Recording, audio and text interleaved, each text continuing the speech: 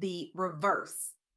Migration, nobody's talking about. Why Black excellence is reclaiming the South. Welcome to the Pink Parachute Diaries podcast, where we amplify the voices of Black women who are making waves in their respective fields, celebrating their triumphs and sharing insights that inspire others to pursue excellence without limits.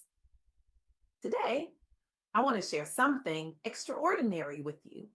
I recently had the privilege of interviewing Tamara Burks, a visionary leader who is transforming how we think about opportunity, community, and the future of Black professional excellence. Tamara Burks is not just observing change, she is actively creating it, building pathways for Black women and professionals to thrive in spaces that have historically excluded them.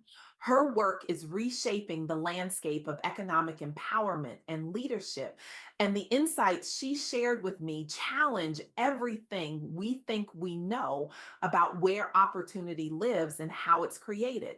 She is a force for good in this world, someone who refuses to accept the status quo and instead builds new realities where Black women can flourish, lead, and prosper on their own terms. Let me start with something that might surprise you.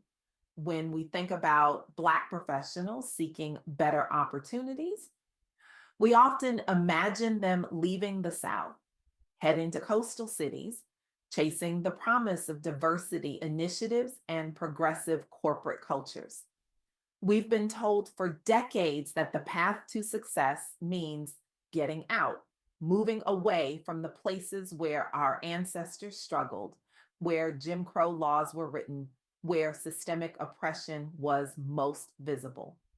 But here's what Tamara Burks revealed to me, and here's what the data is now showing us. That narrative, it's outdated. In fact, it's being completely rewritten right now at this very moment. There is a powerful reverse migration happening. Young Black professionals, particularly Black women, are intentionally moving to Southern cities, not because they're running out of options elsewhere, not because they've been pushed out of other markets, but because they are choosing to reclaim space, build wealth, and create vibrant, supportive communities on their own terms. They are not escaping adversity. They are actively shaping new centers of Black excellence, freedom, and prosperity in places that have historically been sites of struggle.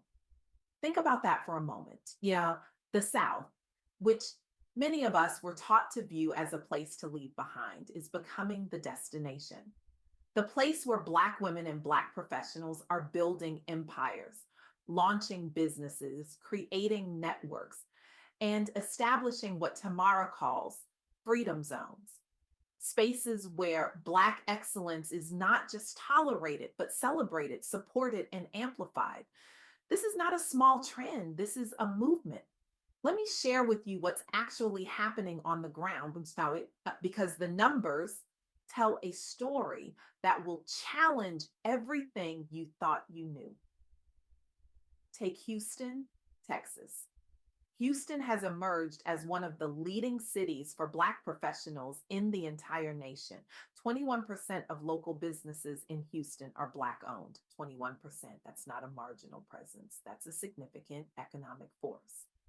Houston has one of the strongest concentrations of Black educators and doctors in the country. But this didn't happen overnight. For decades, Black Houstonians faced historic underrepresentation, systemic bias, and limited access to capital. They were excluded from economic and civic life in ways that were deliberate and devastating. Banks wouldn't lend to them, corporations wouldn't hire them. The system was designed to keep them out. But here's what happened: the Black community in Houston didn't wait for permission. They didn't wait for corporate America to open its doors wider. They built robust professional networks. They supported local Black owned businesses with their dollars, their time, their expertise. They leveraged educational institutions like Texas Southern University to foster leadership and create pipelines of talent. They mentored each other. They invested in each other. They refused to accept the limits that society tried to impose on them. And when young Black professionals started arriving in greater numbers, drawn by word of mouth, by the energy, by the possibility, they didn't just join the existing ecosystem, they accelerated it. They brought fresh ideas, new capital, different perspectives. They opened restaurants, law firms, tech startups, medical practices. They bought homes. They invested in their communities. They built generational wealth. Today, Houston boasts one of the highest Black employment rates in the nation.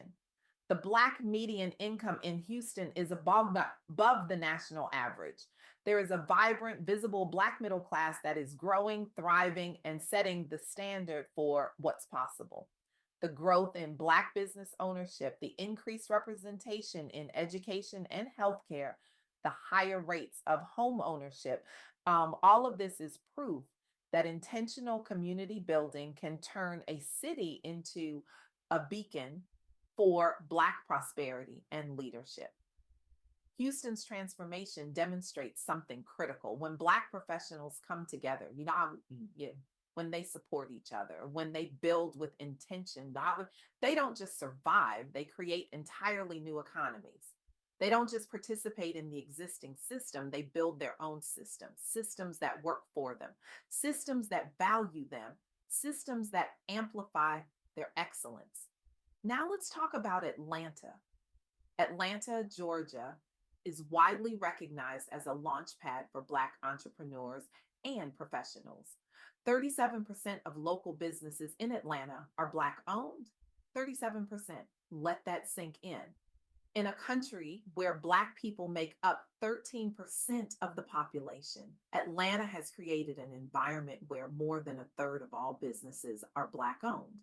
Atlanta maintains the highest median Black income in the nation. It continues to attract new talent and investment in Black-led ventures at a pace that is unmatched anywhere else in the country. Young professionals are moving there in droves.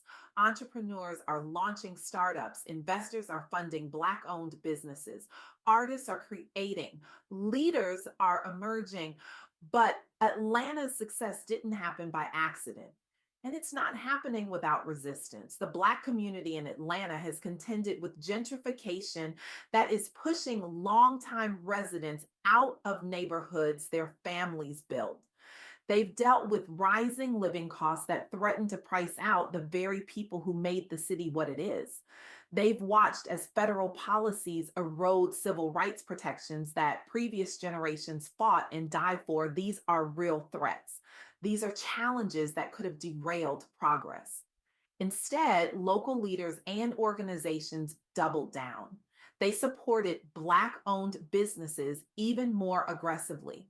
They created mentorship programs that connect seasoned entrepreneurs with those just starting out. They advocated for policy changes at the city level, fighting for affordable housing, for business incentives, for protections against displacement. They organized, they mobilized, they refused to let external threats dictate their future.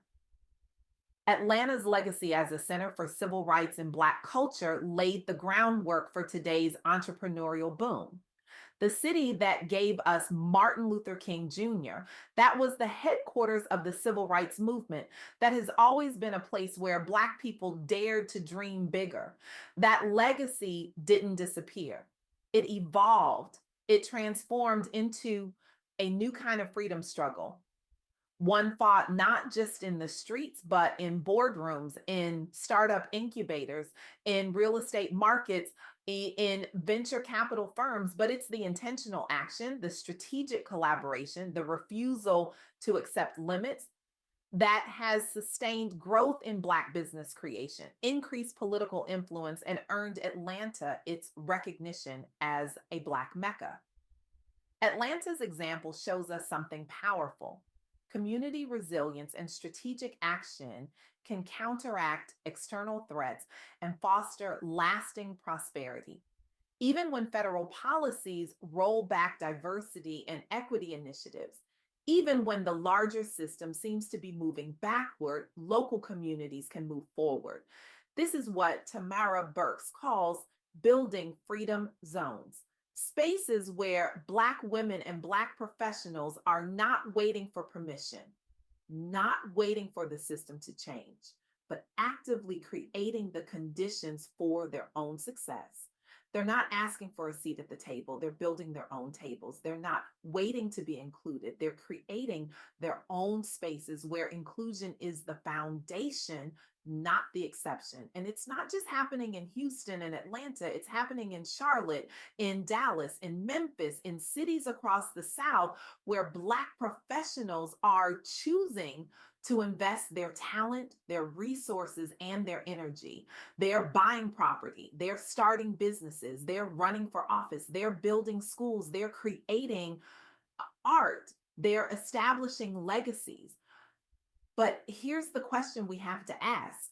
What makes this possible? What allows these communities to thrive when so many Black professionals in other parts of the country are still fighting just to be seen, just to be heard, just to be valued? The answer is community as power. Now, let me share with you one more example that illustrates this beautifully. The Global 100 Leadership Collective brings together top Black professionals across industries to foster leadership, collaboration, and peer mentorship.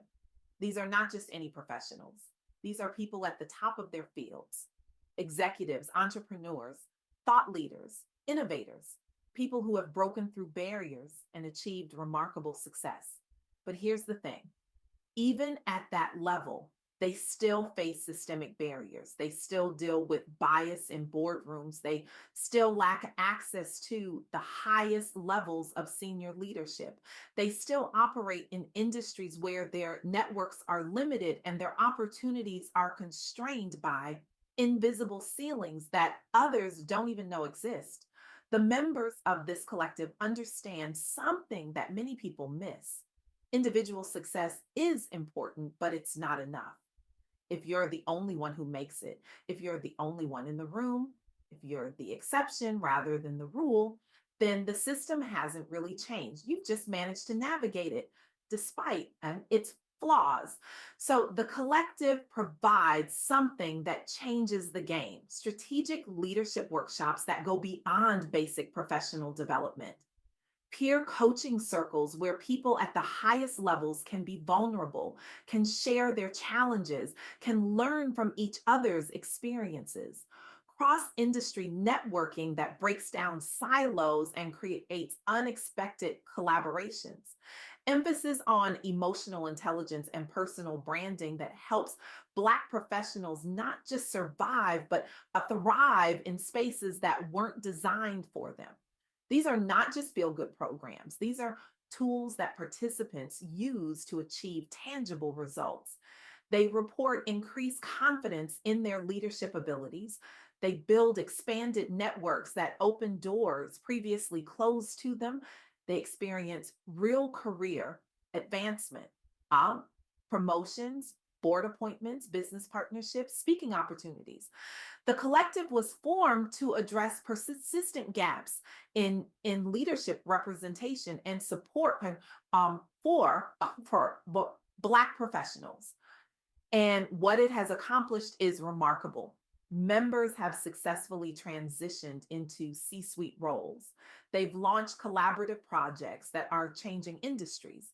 They've created a global alumni network that continues to support and elevate its members long after they complete the program. They've become mentors to the next generation, passing on not just knowledge, but access, not just advice, but opportunity. The collective's model is helping to reshape professional norms. It is demonstrating the power of intentional community building and mutual support. It is proving that when Black professionals come together, when they share knowledge, when they share resources, when they share access, when they lift each other up, they don't just advance individually, they transform entire industries. They change what's possible. They redefine what leadership looks like. They create new pathways that others can follow. This is the insight that Tamara Burks shared with me.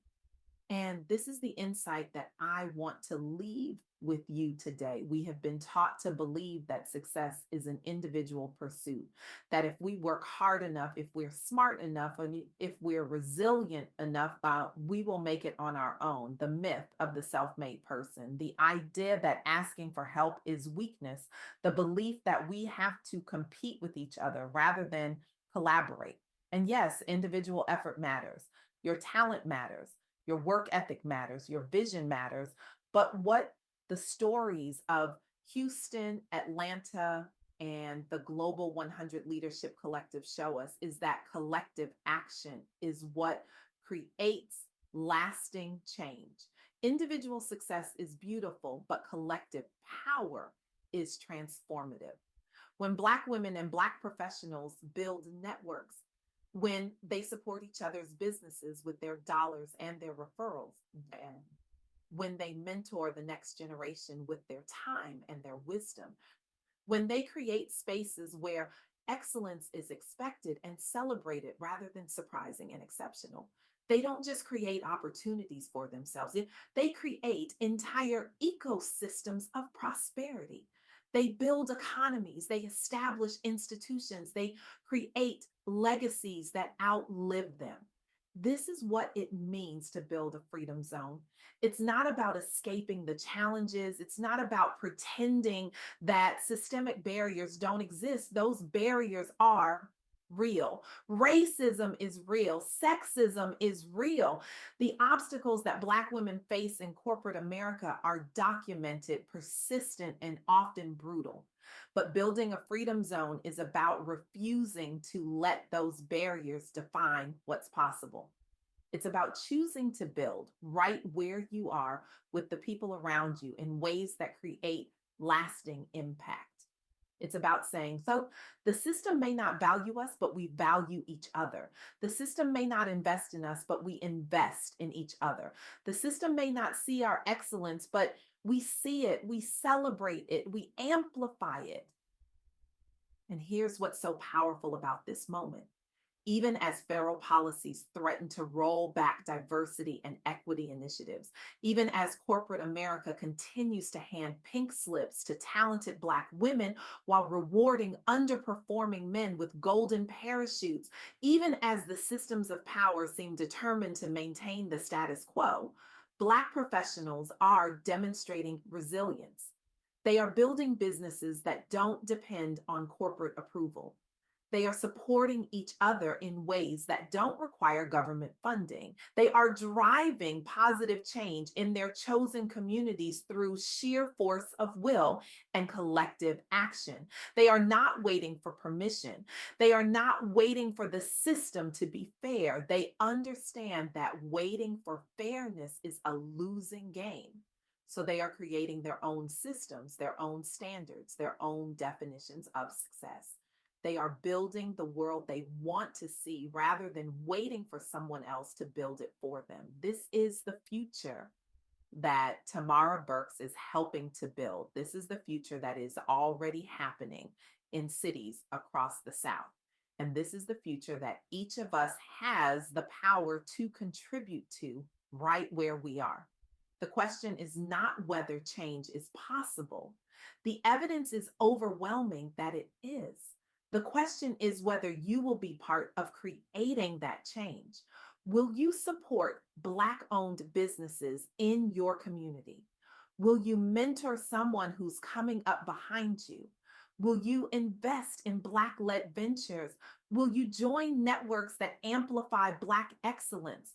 Will you use your platform, whatever it is, to elevate others? Will you build with intention? Will you create space for others to thrive? The South is not a place to escape. It is a place to reclaim. And the future of Black professional excellence is being written right now by people like Tamara Burks, by people like you in cities and communities across this country. You have a choice. You can wait for the system to change, or you can build something new. You can compete alone, or you can collaborate with power. You can accept the limits others place on you, or you can create your own definition of what's possible. The women and men transforming Houston, Atlanta, Charlotte, and cities across the South have made their choice. They've chosen to build, they've chosen to invest, they've chosen to create freedom zones where Black excellence is the standard, not the exception. What will you choose? Because here's the truth: the sky is not the limit. It never was. The limit is what we accept. The limit is what we're willing to tolerate. The limit is where we stop building, stop dreaming, stop demanding more. And right now, in this moment, Black professionals are proving that there are no limits, only choices, only possibilities, only the future we have the courage to create. So I'll ask you one more time: how will you contribute to building a freedom zone in your community? How will you support Black excellence? How will you ensure that the next generation has even greater opportunities to thrive than you did? The answer to that question will determine not just your future, but the future of everyone who comes after you. Choose wisely, choose boldly, choose to build. The revolution is not coming, it's already here. The only question is whether you'll join it.